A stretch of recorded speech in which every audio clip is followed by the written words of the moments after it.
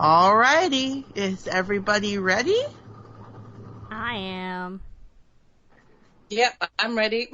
Okay, perfect. If anybody needs a break, just don't hesitate. Just give a shout. We'll take a break if you need it. We're all about bathroom breaks on this show. Alrighty. So we are good to go in 3, 2, and 1. Hello, everyone, and welcome back to Picardcast. I'm your host today, Rebecca. I am joined, as I always am, by my wonderful co-host, Brooke. Welcome back, Brooke. Hi. Thanks for welcoming me back. Wait, words are hard. Words are so hard sometimes. It's okay. That's okay. How are you? I'm good. Still fighting off the pandemic blues. Yeah, I understand that one. Yeah, it is, we're actually recording this on July 4th weekend, which if you are a U.S. listener means you probably have some time off, hopefully. So yeah, we are, definitely still fighting off the pandemic blues in Brooklyn as well. So, but it's okay. We're getting through it. We have a special guest tonight. It's her first time on our show. We're very excited. And I think she might be our furthest guest because she's broadcasting from the future. It's Kay, all the way from New Zealand. Welcome, Kay. Yeah. Thank you very much for welcoming me. I'm looking forward to this whole experience. Oh, after you're done, you'll be like, never again will I talk to those two crazy people. But that's okay. Wow, yeah, it's really awesome to have you on the show. We've been excited to have you on as well because we've never gotten to talk to you before, and now today we get to talk to you for a whole bunch, all about Star Trek. So, being that it's your first time on the show, can you tell us all a little bit how you got into Star Trek? What was your first exposure to Trek? My first exposure was definitely the original series. I was allowed to watch it. Yeah. I was allowed to watch that, so I was very much into that when I was growing up. I didn't really get into Next Generation so much. I'm catching up with it now. I think it clashed with the news, and in my house, nothing clashed with the news. The news took precedent over everything else for my dad, so I think that's probably why I never really got into it. And then when Deep Space Nine came along, I jumped on board that and was completely hooked from day one. So. Very nice. Would you say that Deep Space Nine is your favorite Trek series, or do you have a different one? Oh, definitely DS9. I bought all the VHSs, which my poor dad then had to try and sell when I finally got graded to DVD. I would hunt them down secondhand because buying them new at the time was a bit expensive, so it would be all like running around charity shops and op shops and just trying to find them. So it felt like gold when I would find one I didn't have. So, yeah, that's exciting when you find one out in the wild and you're like, this is the thing I've been looking for, and it's very exciting. Yeah, that's the thing that the internet has really taken away is finding things in the wild. You can just eBay for stuff now. It takes half the fun out. It is true. It is true. I mean, it is convenient. You could just go online and order something, but there's nothing quite like going into like a secondhand shop and you're looking around and suddenly you go, oh, this thing that I've been looking for 2 years, here it is, my precious, and all of a sudden it's amazing.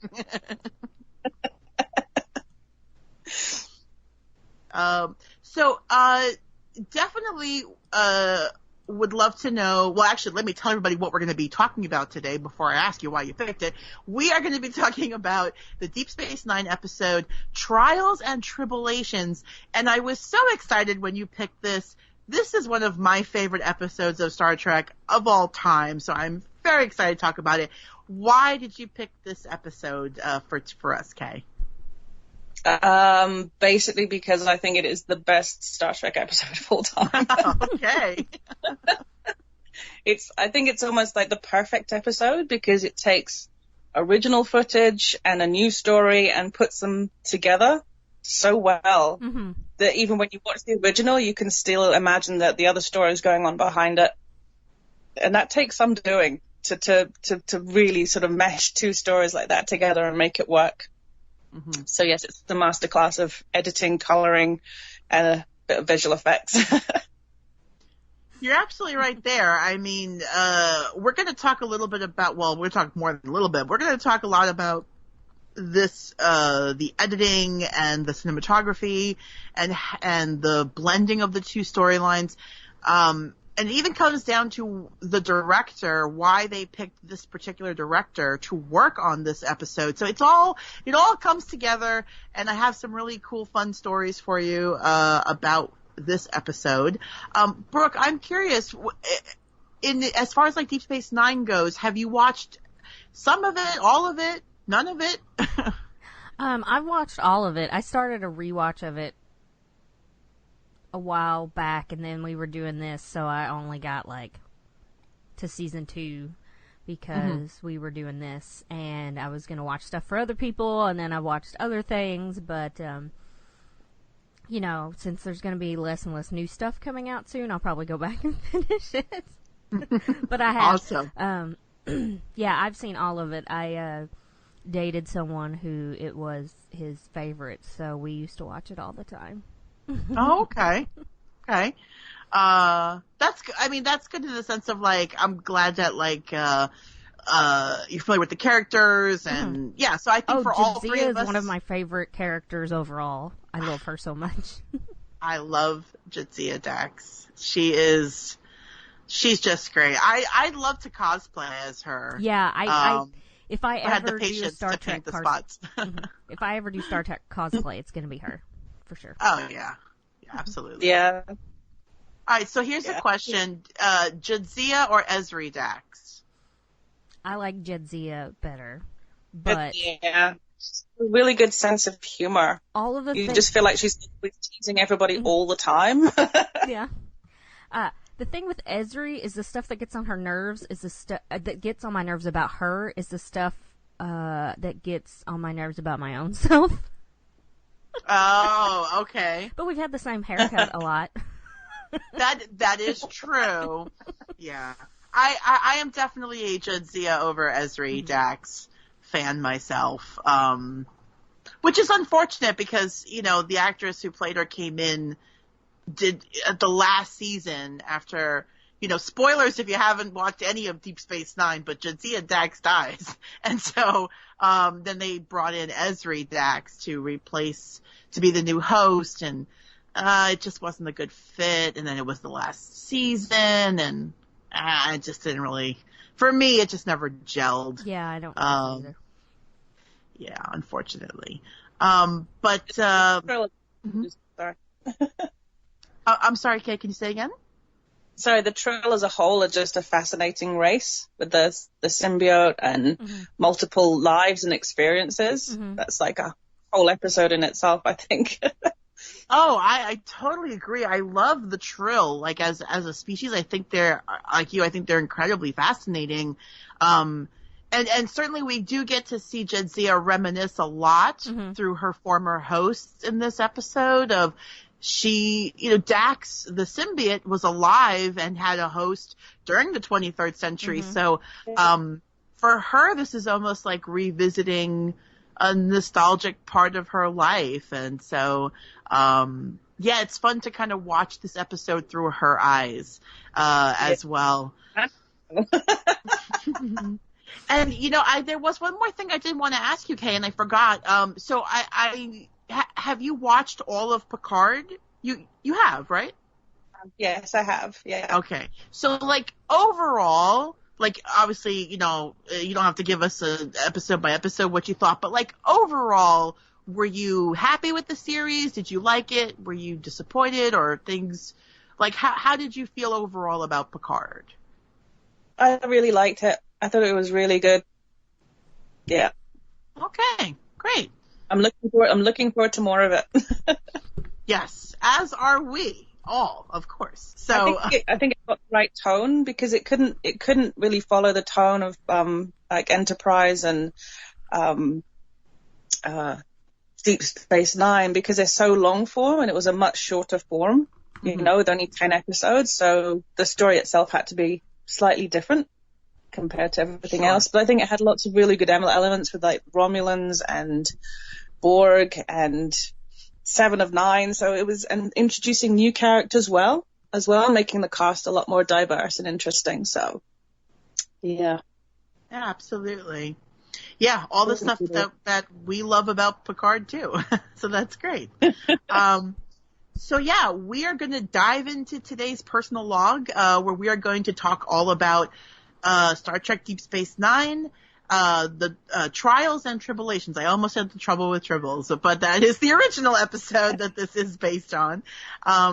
This is season 5, episode 6, originally aired November 4th, 1996.